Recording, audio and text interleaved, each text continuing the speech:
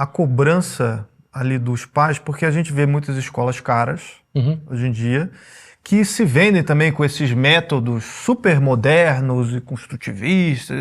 Meu filho aqui, nessa escola, seu filho vai aprender sozinho. Não precisa ter uma hierarquia, o professor não vai corrigi-lo, isso vai ser assim. E aí eu sinto que o pai larga também essa responsabilidade para o colégio, muitas das vezes. E aí eu queria até uma opinião tua, assim, como é que deve ser essa questão da educação, porque educar, eu imagino que não é só mandar o seu filho para a escola, certo? Como é que tá essa... Como que seria o ideal, assim? O pai também, ele deve ajudar a educar em casa. Eu sinto que muitos pais também, eu já estou pagando para a escola. Eu tenho que ser agora professor particular do meu filho, que ele está aprendendo na escola? Né? Os pais são os principais professores dos filhos, né? O pai a família que educa, de verdade. Isso está, né? Isso nós encontramos nas evidências científicas e no catecismo da Igreja Católica. Então é a família que educa de fato. A escola tem que ensinar, junto aos pais, né, conteúdos técnicos.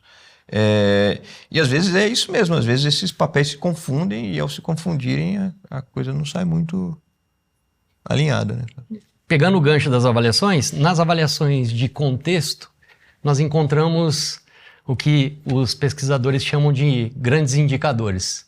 E eu vejo isso também no debate educacional, sobretudo na esfera conservadora. O Nuno Crato, ele escreve um livro criticando o socioconstrutivismo e as pedagogias românticas, os romantismos pedagógicos. Sabe aquela conversa que soa adocicada, mas em sala de aula não tem eficácia? Qual, por exemplo? Me conta uma conversa adocicada. Daqui a pouco eu dou exemplos de romantismos. Tá. Mas muitas vezes no debate você encontra discussões que tem cujo tema é uma variável fraca. Por exemplo, você pega um questionário de contexto para saber por que uma criança se saiu bem num teste de leitura. Aí, lá no meio do questionário, aparece um item para o pai ou para o próprio aluno que diz o seguinte. Eu estou me lembrando aqui do PIRLS, que é um importante estudo internacional de aferição da compreensão leitora de alunos no 4º ano do ensino fundamental. E aí ele pergunta para o aluno, você tem um quarto próprio ou você divide o seu quarto com outras crianças e irmãos? O que o teste, o que a avaliação quer saber? Se ter um quarto exclusivo aumenta a concentração dessa criança, não é? A autorregulação dessa criança, se ela estuda melhor, ou se mesmo dividindo esse quarto, essa autorregulação vai continuar ou não. Deu para entender? Perfeito. No fim desses relatórios, essa variável não aparece no indicador. Tá? Então, veja, num questionário de contexto, você vai ter variáveis fortes e fracas. As fortes vão compor o indicador. O que é o indicador? A causa do efeito melhoria em leitura. Alto desempenho em leitura. Então, nós, nos relatórios, encontramos, indo ao encontro da sua pergunta. E não dê encontro, né, professor? Muito bem. Tá, olha quem fala. Tem que ficar esperto aqui, não, ele. Até parece. Eu tenho tanto a aprender com você. Aí, o que acontece? Você tem, primeiro indicador, escolaridade dos pais. Sobretudo da mãe, porque a escolaridade vai definir a amplitude do vocabulário daquela criança. Tá certo?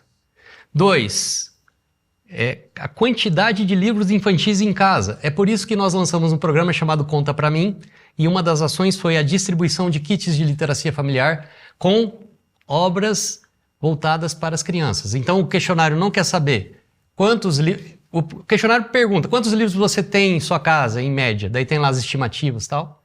Mas depois, quantos livros infantis? O que é essa literacia? Só para... literacia. Entender. Literacia é o conjunto de conhecimentos, habilidades e atitudes, quando eu falava de gestão aqui. Então, é um conjunto de conhecimentos, habilidades e atitudes relacionados à linguagem oral e à linguagem escrita e à sua prática produtiva, não é? Então, na educação infantil, nós precisamos promover certos estímulos para o desenvolvimento da linguagem oral, uma vez que a criança, num determinado momento, vai ter de decifrar o código alfabético. E todo código tem como princípio a reversibilidade, ou seja, da linguagem oral vamos para os sinais gráficos, dos sinais gráficos vamos resgatar um episódio de fala. Então, eu sempre falo e vou continuar falando. Quem já ouviu, ouça outra vez. A leitura está para a escuta, assim como a fala está para a escrita. Então, o caminho natural é estimulação oral, linguagem oral, para que essa criança comece a falar, né, com uma boa dicção, com uma boa entonação. Depois ela aprende a ler e, por fim, a escrever. Não por fim, há coisas que ocorrem paralelamente, ok? Óbvio que a escrita é a habilidade mais desafiadora e depende dessas outras habilidades. Obviamente. Ok? Pessoal, o papo tá muito bom e é exatamente por isso que eu preciso convidar você a conhecer todo esse universo de conhecimento que muitas vezes não é mostrado abertamente na enorme mídia, mas que você encontra aqui na Brasil Paralelo, dentro das nossas plataformas. Nós temos uma curadoria de filmes maravilhosa, inclusive desenhos infantis também na nossa plataforma de streaming. Temos mais de 90 cursos que falam de assuntos como este, assuntos que vão fazer com que você abra seus olhos para aquilo que talvez não esteja enxergando no dia a dia. Temos o Teller, que é o nosso aplicativo de audiolivros, com uma seção infantil, que é o Clubinho Literário, muitos livros de filosofia, de teologia, que vão realmente fazer você ter uma leitura mais acurada da realidade. O conteúdo da Brasil Paralelo é esse nível aqui que vocês estão vendo. Então, vou deixar aqui na tela o QR Code e o link aqui na descrição para que você conheça o conteúdo da Brasil Paralelo mais a fundo. Bom, e aí nós lançamos então o programa de literacia familiar, que se chamava Conta Pra Mim. O Conta Pra Mim era um programa que estimulava os pais a conversarem com os filhos, porque há estratégias de interação verbal que são mais eficazes para ampliação do vocabulário e desenvolvimento da linguagem oral das crianças, né? Por exemplo, pais que a todo instante se comunicam da seguinte maneira: desça daí, vai tomar banho, você não fez sua tarefa. Imperativamente. Isso essa maneira de interação não contribui para o desenvolvimento da linguagem, pelo contrário, porque a criança não tem um momento de fala, ela não é ouvida, etc. No nosso guia de literacia familiar, fica aqui a dica, ele está disponível, não só o guia, mas uma série de 40 vídeos que foram produzidos... Está no YouTube? Tudo, na internet. Uau! Por isso que eu sou esperançoso, só que muita gente tem aquela visão de terra arrasada, tá entendendo? Não, gente... Tem gente fazendo um bom trabalho, né? Pegue. Você está preocupado com esse assunto? Ok. Então você vai fazer o seguinte. Então. Corra, procure, estude, bata a porta lá do seu vizinho, crie sessões de literacia no seu condomínio, na sua paróquia, etc. Ok? Se realmente eu estou preocupado com o assunto, eu tenho de propor algo para resolver aquele problema e não falar só sobre o problema, não é? Mas só um parênteses aqui antes de retomar, tem várias escolas no Brasil sendo abertas com esse tipo de mentalidade, adotando as evidências científicas. Dessa perspectiva, acho que dá pra gente ficar animado mesmo, né? Olha,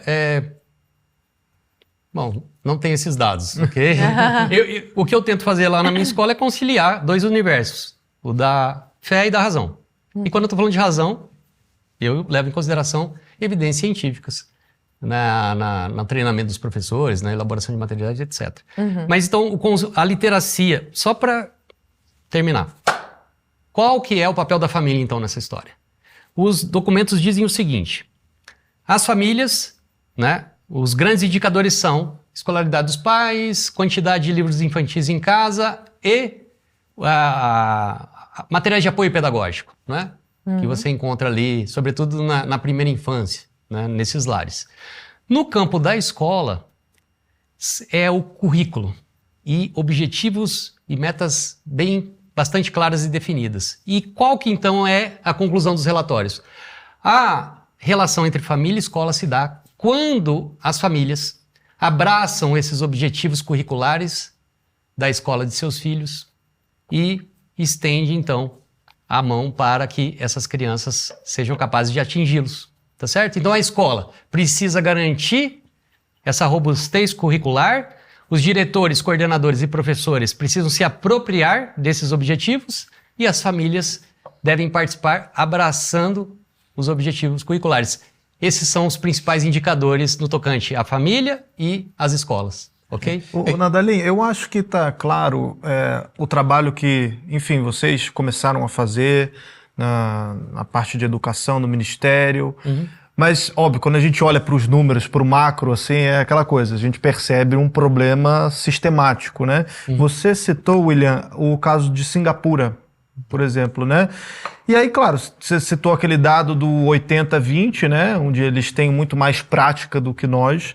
Eu queria te perguntar se nos países desenvolvidos que estão em rankings altos no PISA, né? Que deram a volta aí por cima na educação, o que eles fizeram? Se é só isso, eu sei que não é só esse detalhe, mas quais são os principais pontos que eles fizeram na educação que nós ainda não tivemos coragem de fazer, ou não tivemos, não sei se coragem é a palavra certa, não tivemos às vezes estrutura, porque o Brasil é muito grande, ou porque não teve dinheiro, ou porque teve um campo ideológico em cima. O que a gente não está fazendo, cara? Eu acho que é isso que a gente já falou aqui, né? O Carlos acabou de falar sobre uma estrutura, uma visão micro, né? Ali da escola, o que dá para ser feito ali com o que se tem. Se a gente for falar em política pública, que é mais na linha da sua pergunta, o que deve ser feito é isso, né? Fazer uma formação de professores, fazer um programa de formação de professores em linha com o que as evidências mostram. E aí, formação de professores não só de pedagogia, né? Todas as licenciaturas têm que ser atualizadas. Obviamente. Todas, então, de tudo, matemática, português, o currículo geografia, das faculdades. Os currículos das faculdades, as DCNs, de novo, entra o Conselho Nacional, né? Mas isso, o MEC, quando a gente fala do MEC, a gente não citou, por exemplo, a questão do... Porque vocês falaram que não tem algo único, não é? Mas o MEC, quando eu ouço falar, por exemplo, do MEC, não tem um plano que é unificado e aí tudo isso meio que de cima para baixo vai organizando. Então, por exemplo, eu não posso fazer algo, eu não posso abrir uma faculdade ou fazer algo que seja diferente do que o MEC está ditando hoje. Esse aí já é uma outra... Tem, sim, a resposta é sim. Eu dei um exemplo aqui para a educação básica, que é a BNCC. Então, a BNCC é um documento emanado pelo MEC, esse órgão do MEC, né, chamado Conselho Nacional de Educação, chancelado, homologado depois pelo ministro, então é um documento que sai da pena do ministro também, né, nesse sentido. Ele define como os currículos devem ser feitos. Mas o MEC também, com esse mesmo conselho, importante conselho, né, dá para ver, define também como as graduações vão ser estruturadas, né, a linha delas. Então, são as chamadas diretrizes nacionais curriculares. Elas definem mais ou menos ali claro, existe uma margem e tem autonomia universitária, mas define mais ou menos a margem, o que tem que ter no curso de geografia, licenciatura. Sim. Tem que ter aquelas coisas ali, desse jeito, mais ou menos. E assim vai para todos os cursos, né? Então, o Conselho faz isso. Então, existe essa uniformidade, nesse sentido, tem uma certa discricionariedade, mas no que é uniforme não está bom, não está suficiente ainda. Porque ele não consegue fazer com que aquelas normas ali sejam concretizadas a ponto de impelirem uma melhor qualidade. Até porque no Brasil você tem uma tradição de você ficar focado muito em processos, não em resultado. Voltamos para o que a gente falou, né? Temos ojerias a avaliar. Quem tem ojerias a avaliar, quem não gosta de avaliar, acaba não. Eu acho que é melhor andar por aqui, independente de como é que você está chegando. Então, essa é mais uma mudança de chave que é necessário ter. Para toda a política educacional, a gente tem que ter o olho no resultado, o que a gente quer. Eu dou um exemplo aqui para você. Eu não sei, vocês devem ter visto na mídia, que era um exemplo totalmente fora da educação básica. Vamos para o ENAMED. Né? Vocês viram o ENAMED, o exame de medicina, né? Para egressos do curso de medicina. Faculdades que tinham notas no MEC, toda essa sistemática de regulação que você comentou, né, que como é que abre uma faculdade, você precisa de tantas coisas, precisa de tantos docentes doutores em dedicação exclusiva e blá blá blá, você faz uma conta toda que esse conselho criou e que esse conselho avalia, e aí essa universidade vai lá e tem uma nota 7, porque tem muito computador, tem muito doutor dando aula, tem muito não sei o quê. Quando fizeram o ENAMED, tiraram 2. Caramba, o que isso adianta? Focaram em processo, não focaram em resultado. Então, esse é um problema, né? A gente tem um problema regulatório, a regulação não está funcionando nesse sentido. Mas o computador novinho está lá. Mas o computador está lá. E o professor é doutor e ele tem dedicação exclusiva, mas os alunos não estão ensinando. E pra gente aqui, a gente quer que o médico saiba o que é uma gripe e o que é um enfisema, né? Pessoal, antes da gente continuar com esse papo aqui, que eu sei que vocês estão gostando, se estiver gostando, deixa o like, isso ajuda a gente levar esse programa para frente, tá bom? Mas pausa rápida para avisar que nós temos o plano mensal da Brasil Paralelo. O QR Code está aparecendo na tela, o link da descrição, a gente já explicou um pouquinho da curadoria, nossa, não é, Lara? O que tem dentro da plataforma? Isso aqui é só a pontinha do iceberg. Então, vem pro lado de cada mesa, assina Brasil Paralelo, esteja com a gente lá no streaming da BP.